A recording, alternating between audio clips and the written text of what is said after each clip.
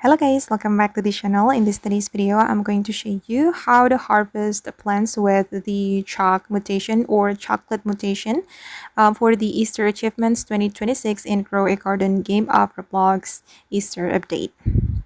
Okay, as you can see here guys, that if we want to complete the Easter Achievements 2026, we need to complete this quest, harvest 50 plants with the chalk mutation.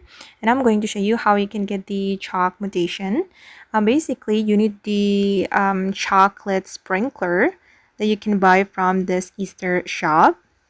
Okay, you can buy it with your chalk coins. Okay, this chocolate sprinkler can help you to have the chocolate mutation, or actually you can also join the evil bunny event or the egg war event.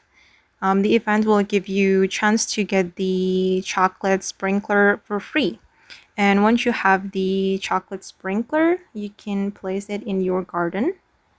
Wait, let me